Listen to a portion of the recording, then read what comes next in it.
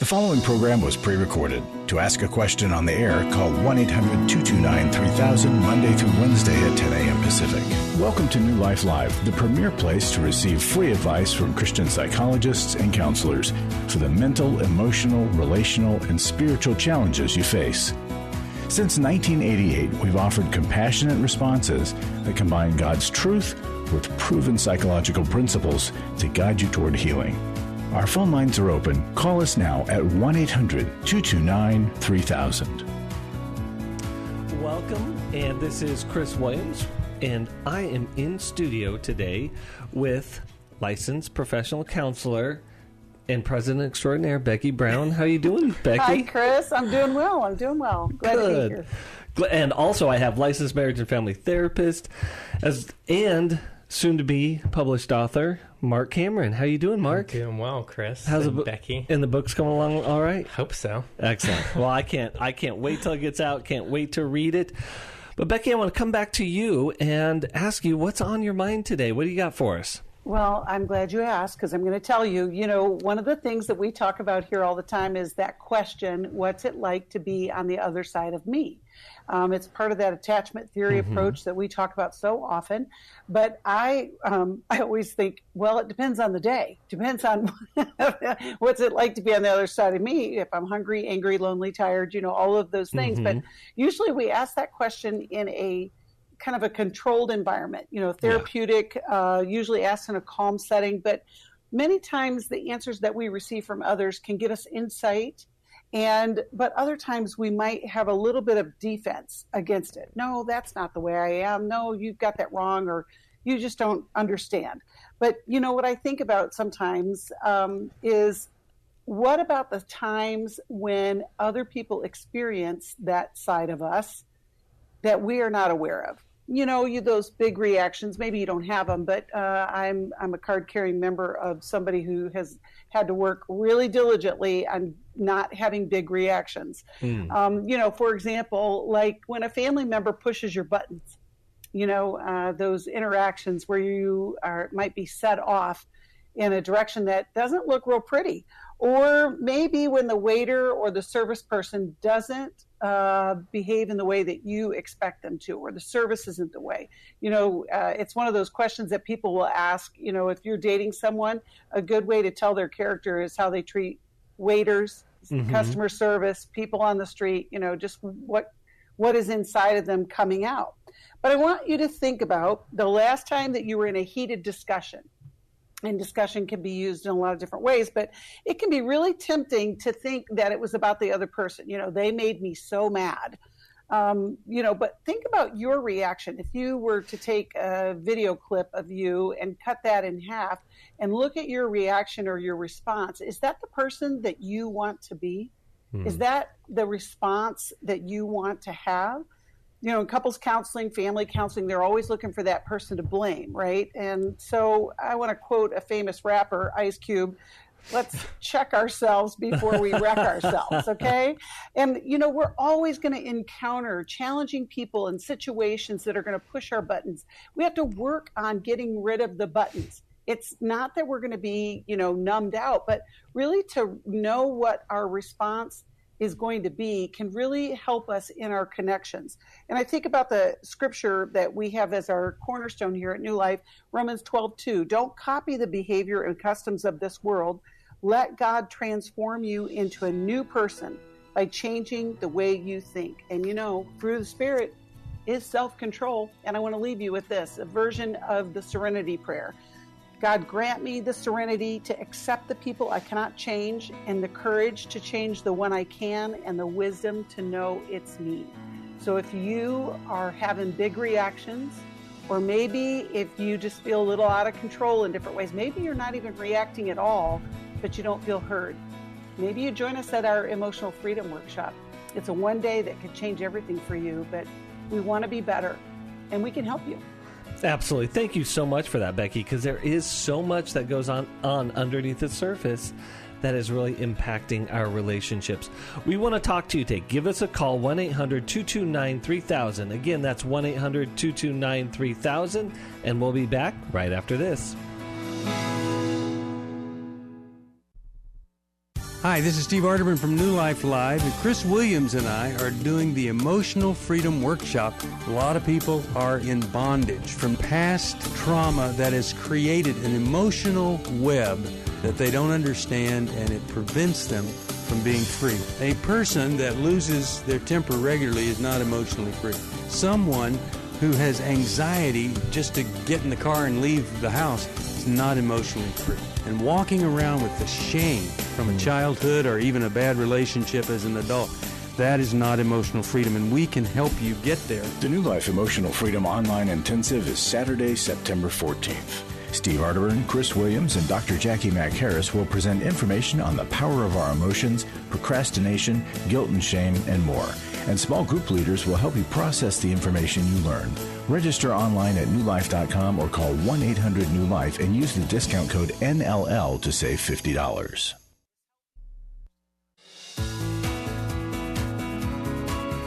To find out more information about New Life or to order any of the resources mentioned on today's program, call 1-800-NEW-LIFE. Now back to New Life Live.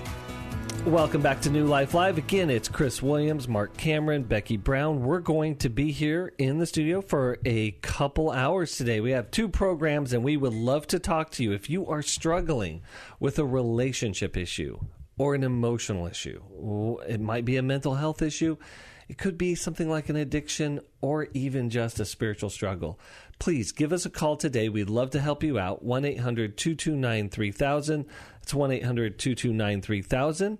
And Becky, you were talking about what I like to refer is the landmines. Yeah. Right? So inside of all of us, we carry these sort of landmines that have tripwires around them, and that people, usually the people closest to us, but once in a while it could be a driver, a cashier, a server, something like that will walk through our tripwires and we'll have this explosion. And it's just the weirdest thing. So, Mark, what's up with those landmines? Yeah, and this is another analogy that I like to use, is that we all have a wake, just kind of like a boat has a wake when a boat goes through the water, right? So, here in Southern California, we get to go to the coast. And, by the coast, sometimes you have these no-wake zones, meaning that the boat can't go a certain speed because it's going to cause all of these ripples. Well, we all have a certain wake zone to us. And it's really hard to look in the mirror. It takes a lot of self-reflection to be able to see, and to use your analogy, the landmines that we have. Yeah. And really, we can't fully get there until we ask others what's it like to be on the outside of us. Yeah. Self-reflection really is the beginning of growth, because that's where self-awareness happens. Absolutely. It's that ownership part of it that says, hey, I have this thing inside of me. No matter how you show up, the only thing that I can do is control how I show up. And that goes right back to what Becky was saying, and especially how she had that great reframe of the Serenity Prayer. One of the best ways to do this, to show up better in our lives, to show up better to the relationships around us, and honestly to live at more peace with ourselves, is the Emotional Freedom Workshop. We do a deep dive into topics that are very common for all of us, that whether that be the historical hurts, i.e. traumas that we carry, whether that be depression that lingers, anxiety that's really sticky, all of these things have something underneath it. And one of our participants said it this way. This was a wonderful experience. Says, I am still processing all that I learned and how it applies to my life. I came to the workshop feeling tired and overwhelmed. I left feeling tired from a long day, but I was feeling also hopeful and energized, like a burden had been lifted from me. I love the breakout sessions and connecting with other women. Processing together helped me see the things that I had missed. And that's what we want to do. We want to see the things that I admit that we miss in our lives that are causing these big reactions, and oftentimes damaging our relationships, but also creating a lot of frustration for ourselves. But there's two things that she said that I think are really important: tired and overwhelmed. If you are feeling tired and overwhelmed and you can't figure it out, welcome. You're welcome here. I've been there. I could still be there at times. We need other people. You need the Emotional Freedom Workshop. Go to newlife.com/emotional freedom. Again, that's newlife.com/emotional freedom. And don't delay. Don't waste time. Get into it right now.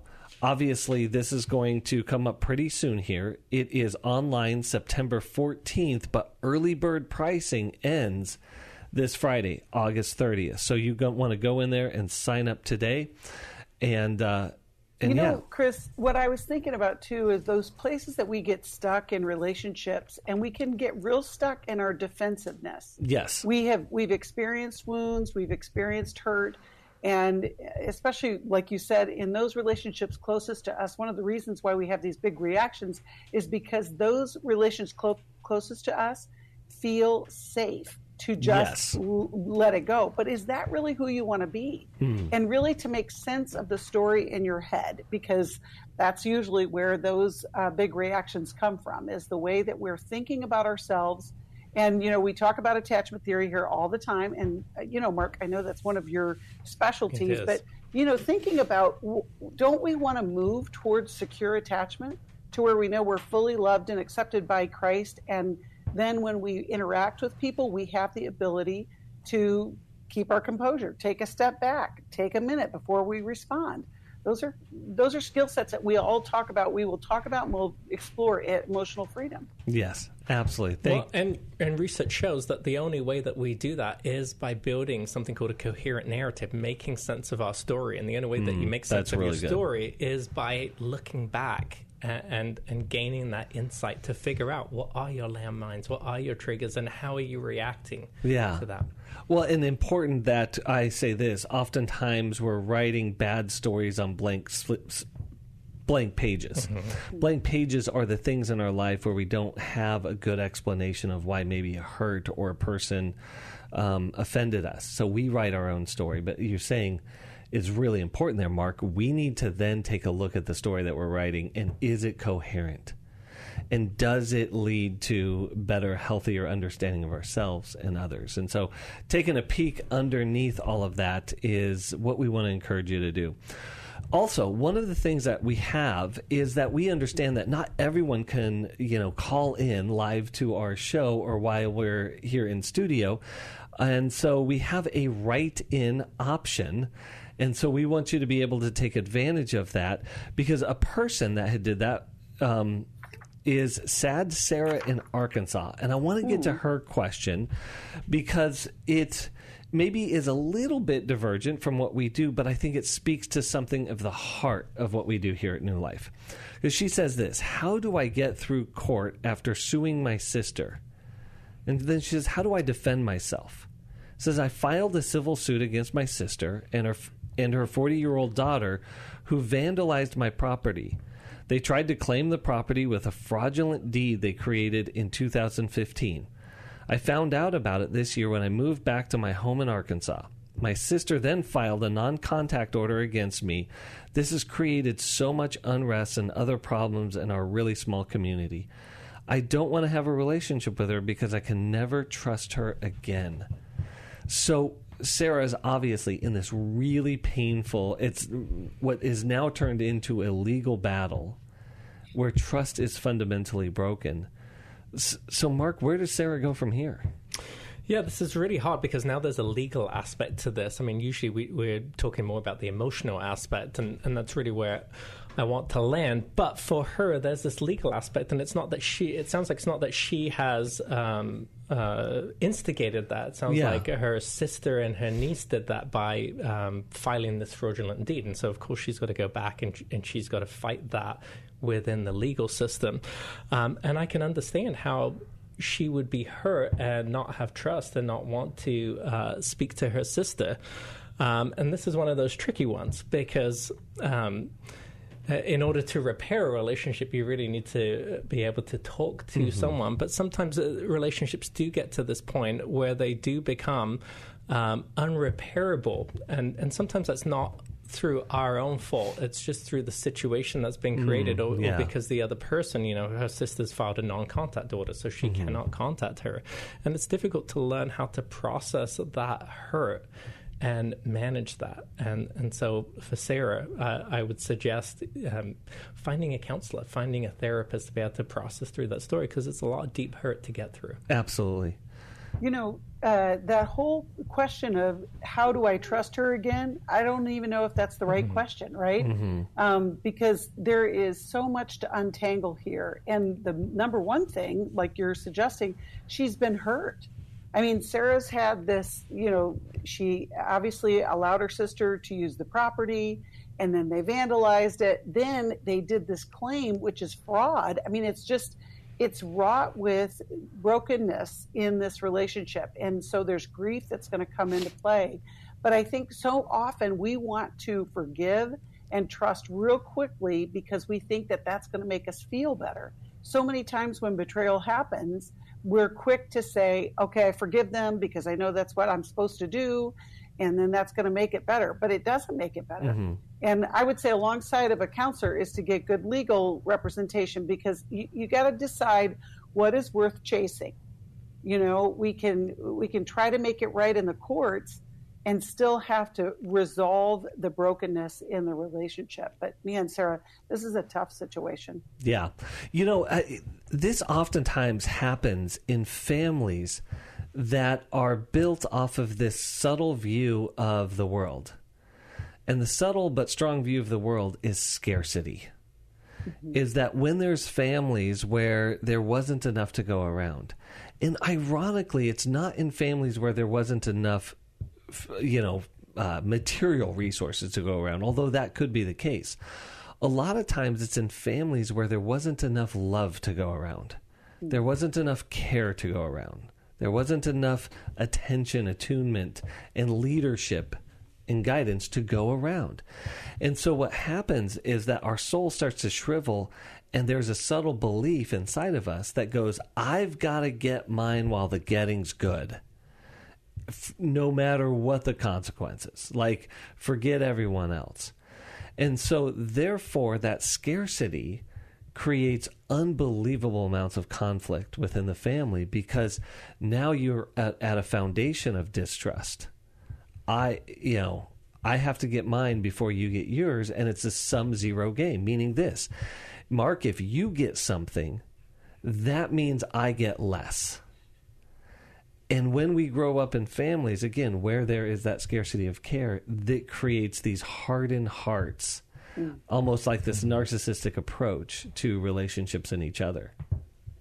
Yeah, but I agree with what you're saying, Becky. I think the question is less about trust and more about how do I find forgiveness, and how does Sarah find forgiveness for and really for the benefit of herself, even if she can't be back in relationship with her sister, because otherwise, going back to where we started here, that will end up being a landmine for her in the future. That's a really, really good point.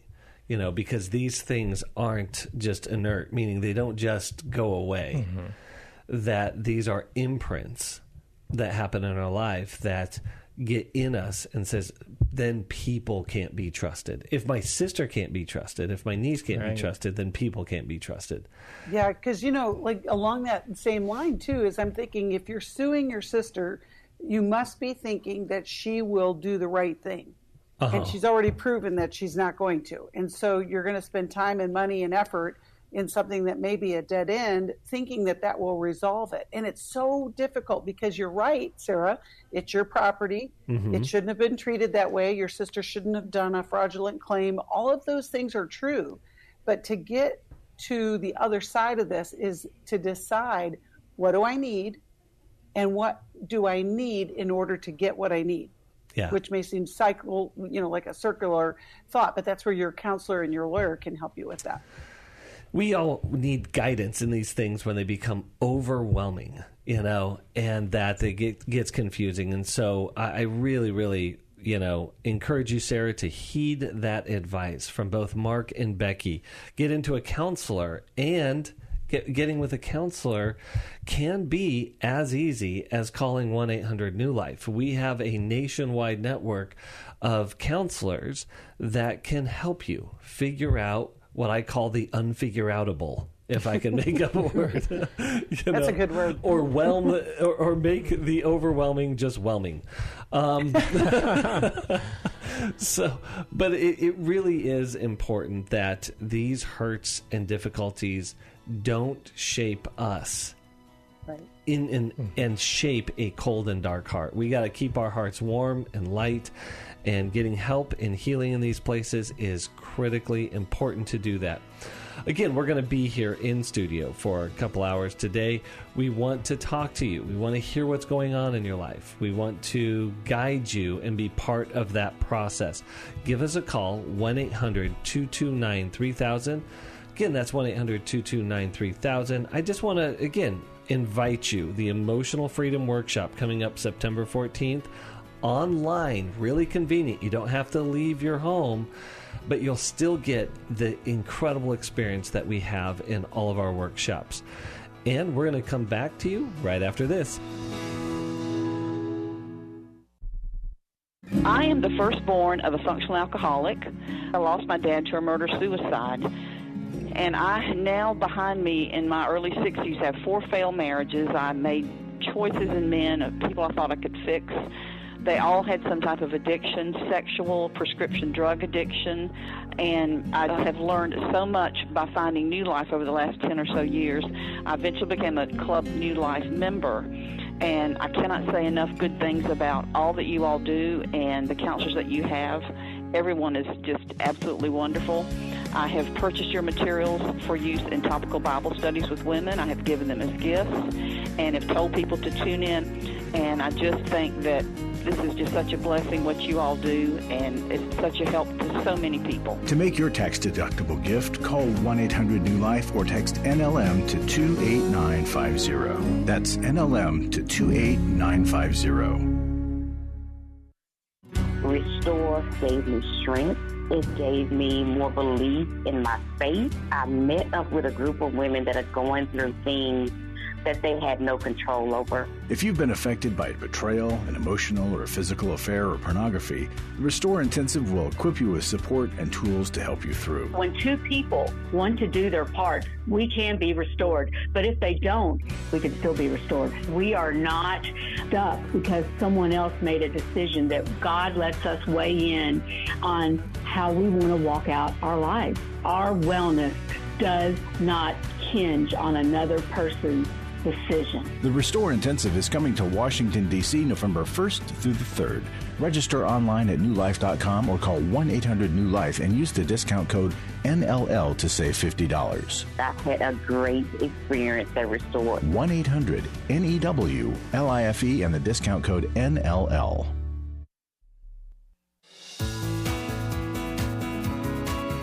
We'd love to hear from you. If you have a question or a comment, call toll-free 1-800-229-3000.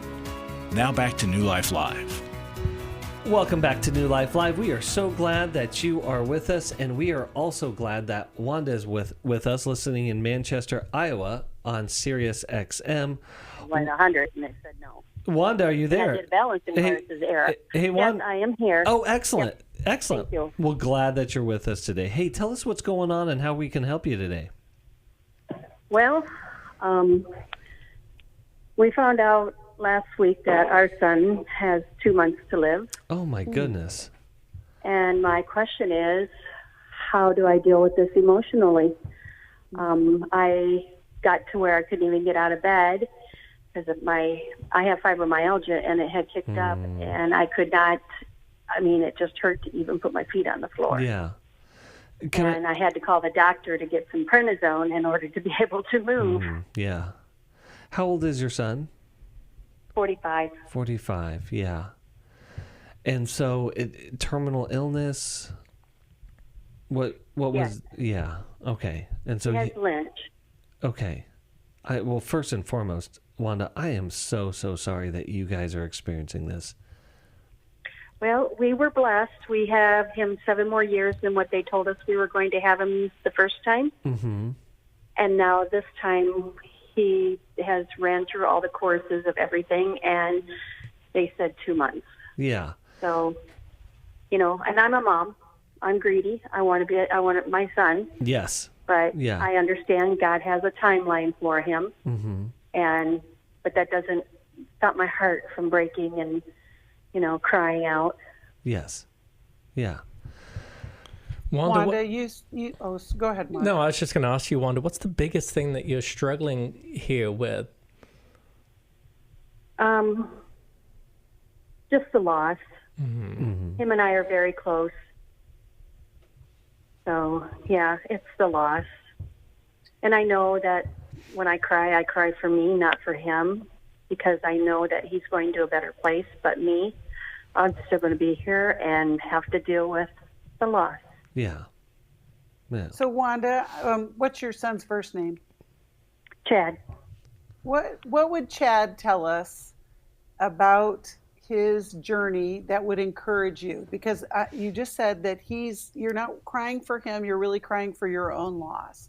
But I think in this short time, and we don't know our days, only the Lord does. So even though when they give us a diagnosis like that, we have to make the most of our days, right? And so what would Chad want for you? What does he tell you in these days?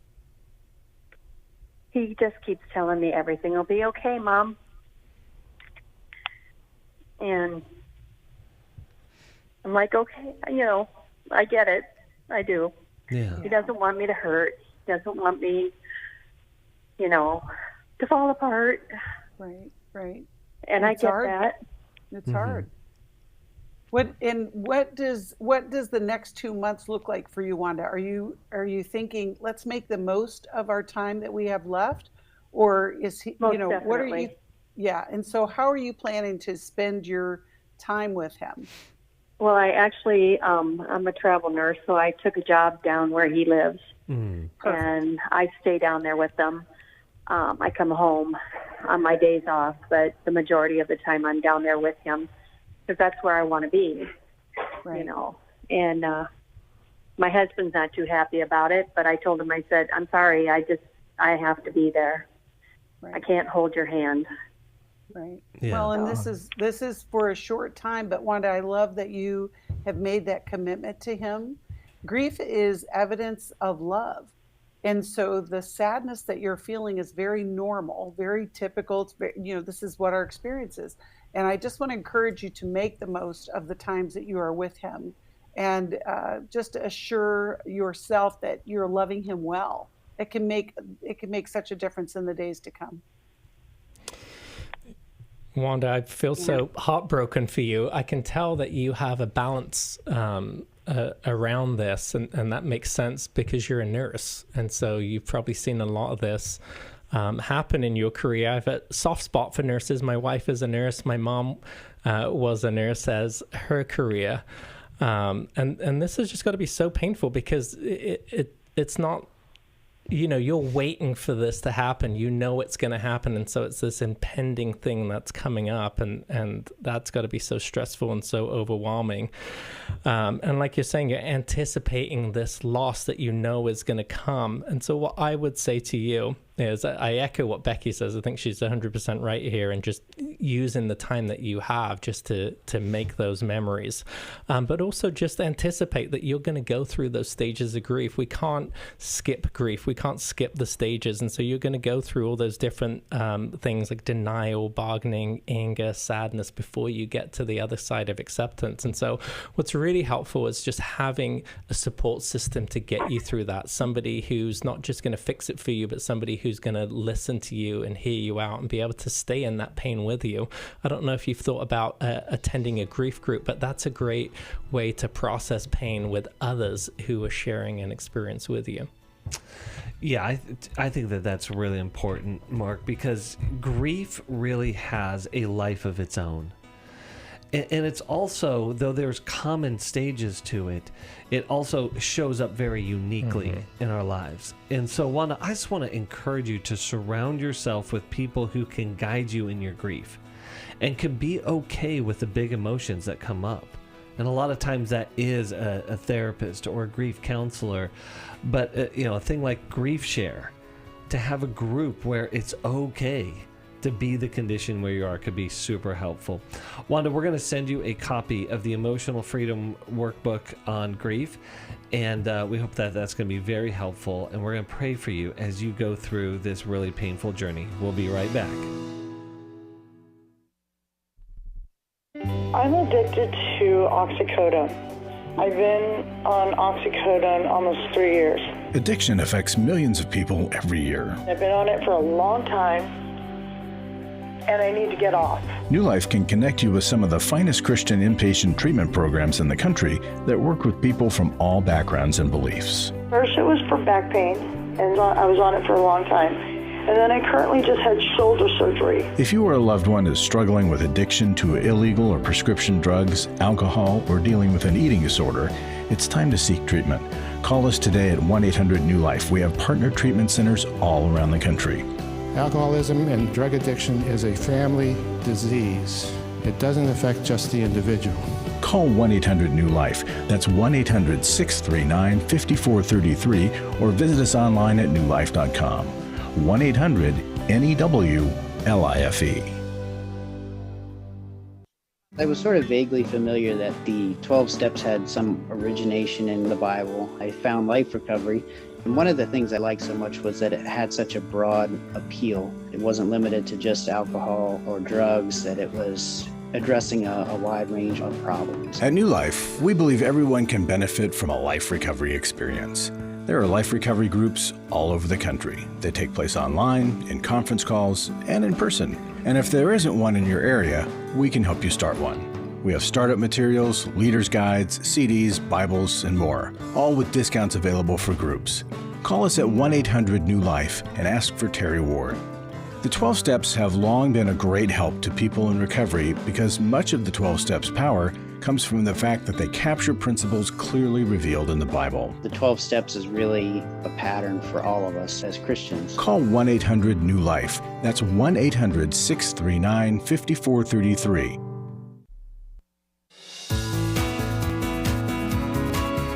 We're glad you joined us for New Life Live.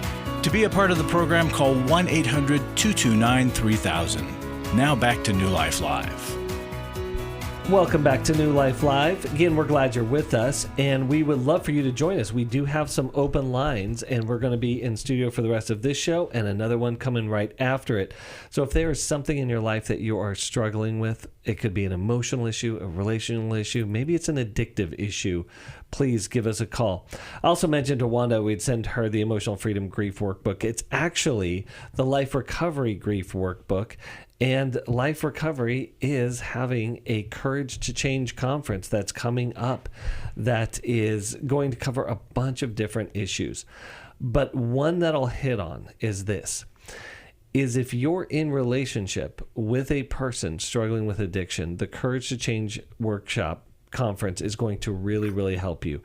We're going to cover some of these topics that really help us get a handle and an understanding on how to navigate those really, really tough situations. It's October 5th. Again, it's going to be online, and you can go to newlife.com to see the registration there. You can also go to liferecovery.com as well, and we would love for you to be a part of that. Becky, you were mentioning something about the grief process there at the break. Yeah. I was just saying that, Wanda, as much as your heart is breaking, you have a gift because there's a timeline there. And yet we all have a timeline in our lives. We're all terminal, but we don't act like it a lot. And so it's a way to be focused on living each day for the most that you can, to do good to others, to love where you need to love. And I love that Wanda made the choice to go and be by her son during her work days. Just making those choices each and every day, even if you don't have a diagnosis. We're not going to live on earth for the rest of our lives. We're going to live eternally if we know Jesus in heaven. But on these days, in each and every day that we can express love and care for one another, I will be praying for Wanda. Absolutely. And I think that just takes a lot of courage, because there are some of us where it could be easy to avoid the person to avoid the grief. But she's not avoiding the person. She's not avoiding love to avoid the grief. Right. She's doing both.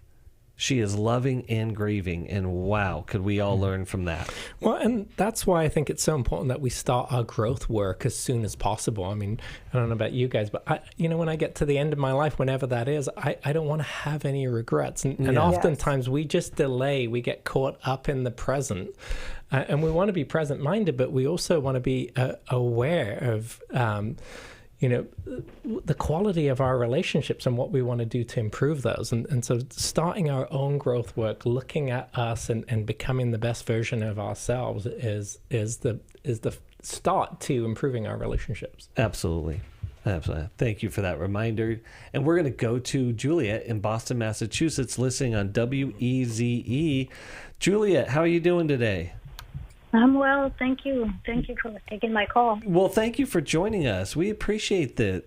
So tell us, what's going on today?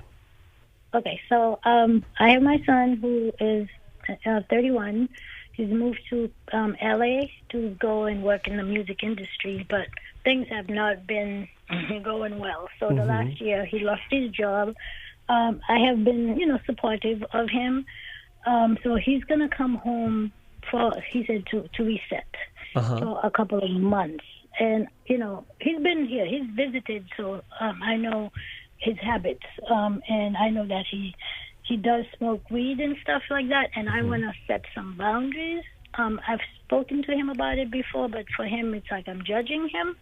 And it's legal here in Massachusetts, so it's like whatever.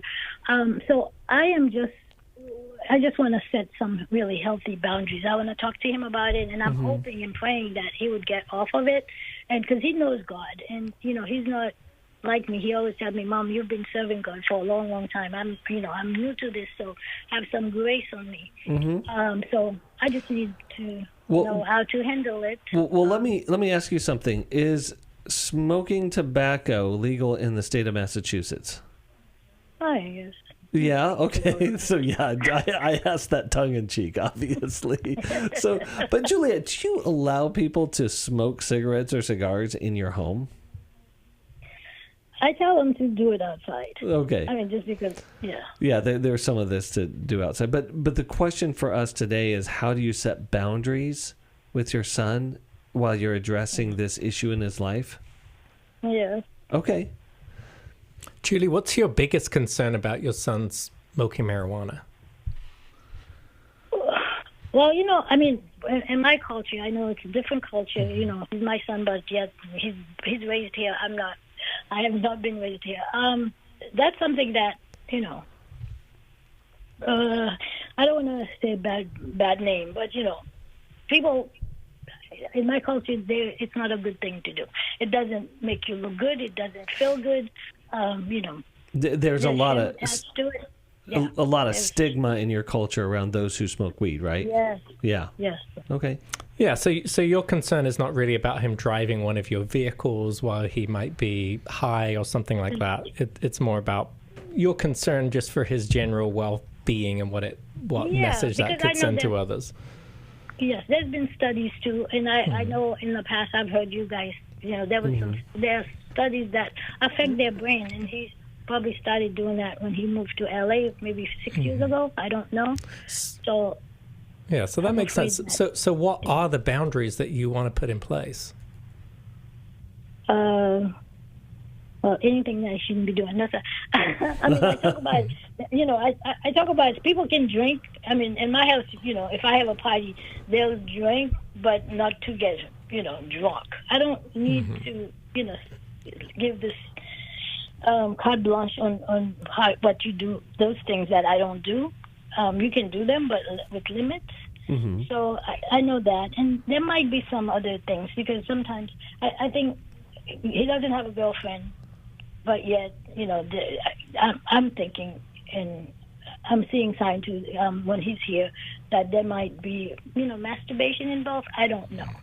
I don't know. So I just need to. Well, I would think about the specifics of what it is that you want and what the boundaries are going to be. I like that you have a plan to sit down and talk to him. I always think that that's a great way to start, to invite somebody into a discussion, not just to tell them, but to have a discussion. But think about what the boundaries are specifically that you want to set, in and around your home. And this is where some of these things become difficult, because as our children get to be of age and they get to make their own decisions, we want to be able to continue to have relationship, without necessarily endorsing what they're doing, but without also pushing them to such a distance because they're not doing the things that we'd want them to do, that then we lose all of our influence over them. So think about specifically what it is around your home. And, maybe as Chris was alluding to, maybe it's that you don't want him smoking in your house, or you don't want him smoking when other people are around at your house or driving your vehicles. Yeah, I don't want him to smoke in the house because, I've told him that before in his room, because I hate that smell. Okay. It really And I think that's reasonable. But the one thing I also would caution about is don't mix two issues together. I know that you're saying that you may be concerned that this might lead to masturbation, but I wouldn't mix those two things together. I would stay on focus with what boundaries you want to have around this. And then if you find that there is another issue, and again, the masturbation issue is something that is affecting you, like he's watching pornography inside of your home and you don't want that, then I would address that again with specific boundaries, but separate those two things. Well, and you know what I'm thinking too, Julia, if you can approach this as a landlord, I have, all of my children are above 30. By a lot. And, they all live on their own and all that kind of thing. But, if they were to come back, we'd have to have a conversation about, because this is your home. Are you the only one in the home, Julia? Or are you married? Or No, I'm divorced. Okay. I have my mom, but she's 95. She's got dementia, so she doesn't have any cold. Well, but see, that even makes it a bigger deal, because you are caring for a 95-year-old woman, which is amazing. You're amazing. But what could happen is, if you don't have an idea of your regular routine, your regular day, what's good for your mother, and he comes in and then there's conflict between you and him, that isn't going to be good for your relationship. And you know what? As a 31-year-old man, he can make a decision of if your boundaries, your regulations, for lack of a better term, if you're a landlord, you're going to have those kind of things. And he can make a decision if that's going to work for him or not. It's not personal. It's just, this is my home, and when you come in, these are what my expectations are. And then you have the conversation with him. If you go into the conversation not knowing what you need, it's going to get real confusing real fast. Like you said, Mark, you don't want to combine two issues. Just really keep it clear. And it could be an amazing opportunity for him to have a reset like he wants. Absolutely. Yeah, and we're going to send you a copy of Understanding and Loving Your Child, although he's not a child, but Understanding Your Child Who Smokes Pot, so you can get a deeper understanding of what's going on here. And Juliet, we just want to encourage you in the boundaries that you're setting, in the health that you're pursuing, and the love that you have for your son. We're going to be back right after this.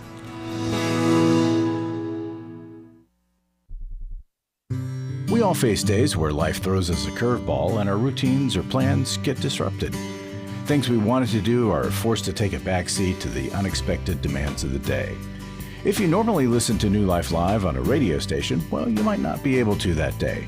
And on these hectic days when you're feeling stressed or frazzled, hearing the sound of counsel given on New Life Live is just what you need to navigate the unexpected things of life. Every time I'm troubled or I have a problem, I'll cut on New Life, and there's always something that is said that is helpful to me. By listening, I have learned more than I can ever express about how God wants me to live. Download the New Life app for the easiest way to listen wherever you are and at a time that's convenient for you, or watch the show on our YouTube channel. You can even subscribe to our podcast from your favorite podcast provider. You never have to miss a day of New Life. Wherever you are, we are. Club New Life changes lives. You guys came along into my life in 2022. That was a really, really difficult year of my life. You can help New Life Ministries provide Christ-centered hope and counseling resources to thousands of people by joining Club New Life today. I began to really process a lot of things that I've needed to for a long time, and y'all were a very big part of that. When you sign up to support us monthly through Club New Life, you'll make a difference in the lives of individuals and families with godly counsel and connection to help. I came out of it having never experienced anything like that, and y'all were there. Join today and help continue the message of hope to a troubled world. I knew I had to keep going, and I joined Club New Life, and y'all have been the resource that has now been a light for my wife and I. Go to newlife.com/CNL, and together we can help hurting people find help and hope in life's hardest places. Keep doing what you do because it makes a difference. newlife.com/CNL.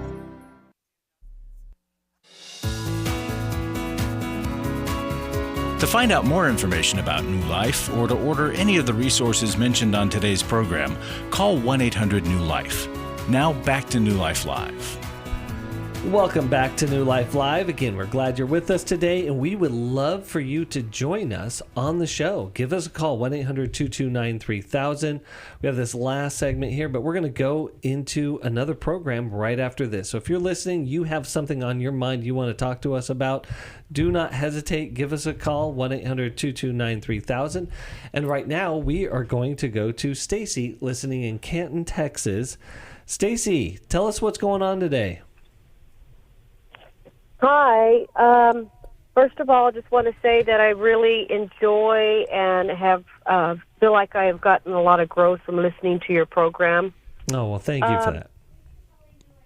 The reason I'm calling is because I have a lot of internal struggle with the relationship with my mother. Mm.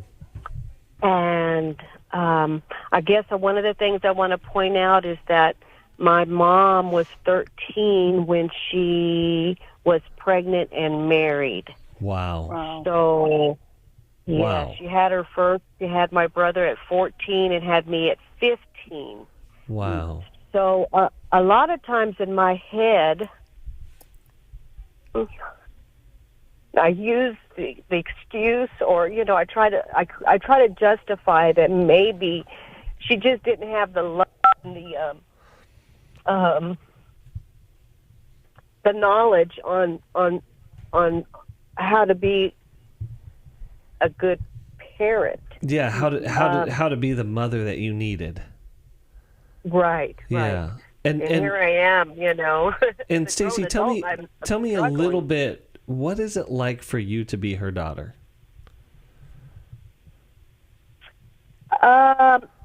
It's I feel like the second fiddle.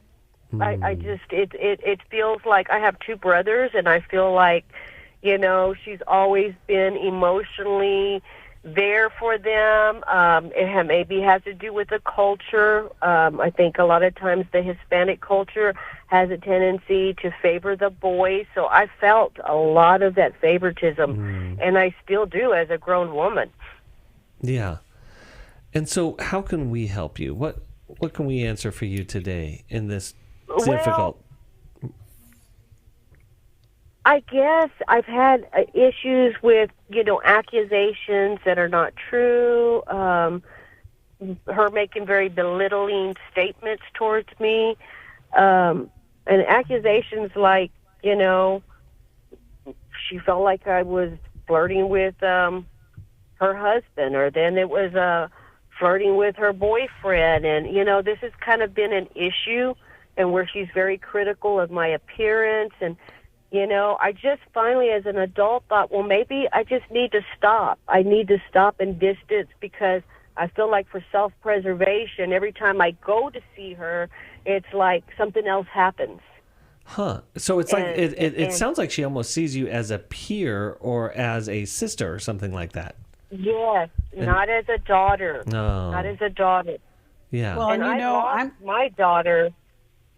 I'm sorry. No, go ahead, Stacy. I lost my daughter at 25 when she was 25 in a car accident. So some of the things that I wanted to be as a mother, I didn't feel like I wanted to give to her. So I just can't even fathom How? Yeah. Your heart is broken, Stacy. I can hear it. How a mother, can't provide these things to. I don't care if I'm an adult. I feel like I never really got it as maybe not so much as a child. I don't have bad childhood memories. I have very little, but as a teenager on up, it just always seems to be, these issues. So I've just distanced myself, but I know that's not the right thing to do. Well, I don't know if I don't know if making a judgment on your reaction is where you need to be at this point. You've got a lot of grief. And I would say that your mom is probably reacting from an age of 13 and 15. She may be stuck there. And trying to manage difficult relationships is, especially when we have an idea, the mom is supposed to be, and you're not wrong, Stacy, they're supposed to be nurturing and kind, but man, our phone calls would light up if I said, how many of you didn't have that relationship with your mom? Yeah. And it's tough. And I wonder, have you done any work to do some healing in this area of your life? No, not really. No, not really. I just, of course I pray about it, and I try to feel like, because she has that mentality like, well, it's the child's responsibility to call the parent. And I say, no, Mom, it's a relationship is there's two parts of a relationship, We both should call each other. But she doesn't agree. She's very set in her ways. Right. And, and then she always reminds me now, you remember when I get older, you're the daughter and you're going to have to take care of me because the Bible says, and you have to honor that. But yet, you have a broken heart and she's not safe for sure. Mark, I think you're right, Stacy. I don't think your mom had the skills. I mean, think about this. She was 13 when she was pregnant. She was 14 when your brother was born. She was 15 when you were born. And I mean, this is kids having kids. Right. She didn't get to finish her childhood. And she was probably abandoned or neglected or not taken care of to be allowed to, I know sometimes cultures are different, but I mean, still at that point, she's still developing. And so to not be protected enough to, be given away in marriage and to have kids, she missed out a lot. And this is really difficult because it is in essence like your mom is closer in age almost, or right kind of in the middle to being a sister to you than to being a mom. And so she probably is falling a lot into this older sibling kind of dynamic here. And so I mean, the hard part is learning to have compassion for your mom, to recognize that she didn't get to finish childhood, that she was a child herself.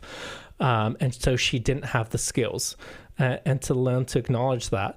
But I am always a big fan of having that hard conversation, sitting down with someone, inviting them in, sharing what you are feeling, and then also creating space to listen to hear them out.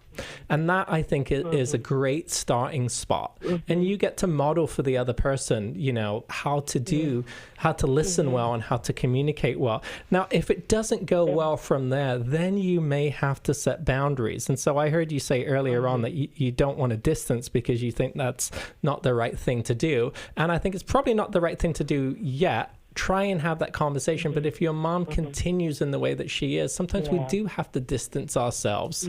But and I have, and she denies saying the things that she says. She denies it, and she says to me, "You're way too sensitive." Well, Stacy, let me jump in because we're coming to the end of our program, and I want to get to this because it then comes down to this, right, Mark? Expectation. I expect her to be mom, but she cannot show up that way. So once I get into the reality of who she is, I no longer expect her to be who she's not. But that does require grief. And that does require, and I think getting into some counseling and some therapy around that would be really, really helpful, Stacey. And I wonder if your mom had to train herself to not be so sensitive, being such a young girl and pregnant with all these responsibilities. I see it towards the boys. I have two brothers, and both the brothers have said they have seen that. But you could be the model for her that she didn't get for herself, and that's where that jealousy can come in. But you hear the music, Stacey. We're going to send you a copy of Take Your Life Back, and we really believe that that's going to help you. If you're waiting on the phone right now, stay with us because we've got another program coming up. We'd love to get to your call. Thank you all for being with us. Be well. Thanks for listening. We hope this program has helped you by giving you insights for handling the challenges you face in your life. We want you to know that we're here for you, but you also need to know that New Life Live is a listener-supported ministry. To make your donation or to get any of the resources mentioned on today's program, call 1-800-NEW-LIFE. That's 1-800-639-5433, or write to us at New Life Ministries, P.O. Box 1029, Lake Forest, California, 92609. Please join us again tomorrow for New Life Live. Thanks for watching today. We love helping people. I hope you sense that. And we know that there's always hope if you find the right resource. Now, if something we've said to somebody else applies to you, that's fantastic. That's what we're hoping for. But also, if you want to join us directly, you can call 1-800-229-3000 between 1 and 3 Eastern Time, Monday, Tuesday, and Wednesday. Those are the best times to get through. And while you're here on YouTube, check out these other videos that we've done to help people see where they could grow or a different path to take. And if you do that, would you give us a thumbs up on the video, and please subscribe to this channel. There are many ways that we can help you outside of the radio program, and it's very hard for some to pick up a phone and dial 1-800-NEW-LIFE. But when you do, we put you in touch with somebody who cares about you, knows all the resources out there, and they're going to find the best for you. There is no reason to struggle alone. I hope to see you tomorrow. Hope you'll invite somebody else to come and join that maybe needs just a little bit of help along the way. I'll see you next time.